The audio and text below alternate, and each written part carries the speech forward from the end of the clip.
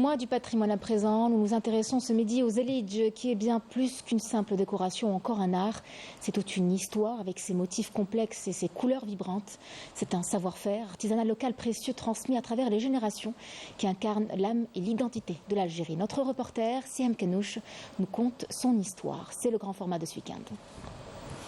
هذايا الفليفله demi vert demi blanc. هذا البوكي. هذا le chardon.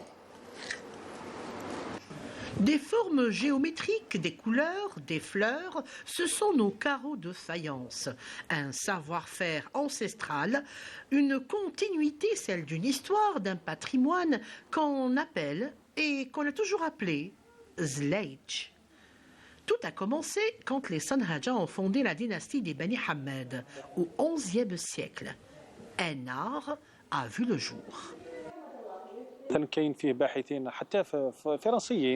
Il y a eu plusieurs chercheurs, Colvan, Marseille, Henri Terrasse, de grands professeurs qui ont mené les fouilles et les recherches.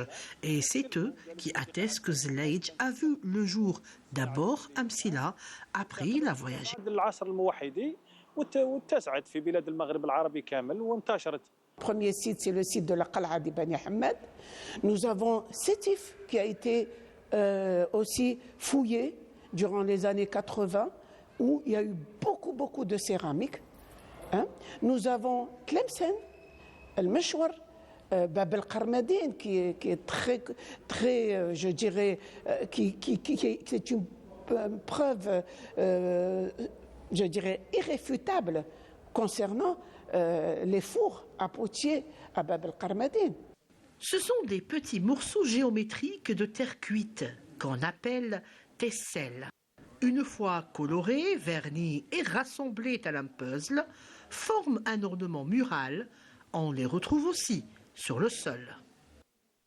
Durant l'époque islamique, nous avons une céramique à base de, je dirais, de pièces de poterie ou d'argile cuite, façonnée, donc coupée en différentes formes géométriques, que ce soit en forme d'étoile, en forme hexagonale, polygonale, etc. Donc cette céramique a été par la suite couverte d'une glaçure, soit polychrome ou monochrome, et posée ou apposée sur les murs, donc je dirais sur les murs ou sur le sol, pavement ou parement. Les Ottomans, à leur tour, ont perpétué cet art et ils ont même créé de nouvelles formes, de nouvelles couleurs, de nouveaux dessins tels que la tulipe, l'œillet et la couleur bleue. Un art et un savoir-faire qui se perpétuent chez nos artistes, qui, eux, ont même suivi des formations pour bien le conserver. Tout ce qui est algérien nous intéresse. Notre patrimoine, on l'aime et on le protège.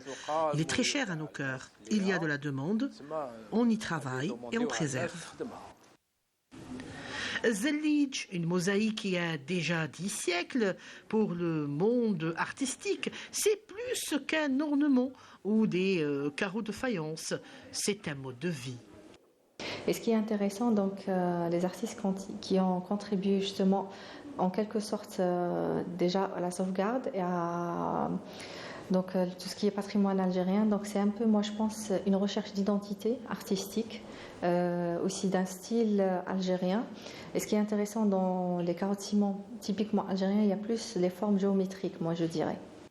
Une ingéniosité de l'architecture islamique, une harmonie de formes et de couleurs, de l'arabesque, qui fait que chaque pièce est unique. Et c'est justement cette même irrégularité qui confère aux Zelidj son charme intemporel.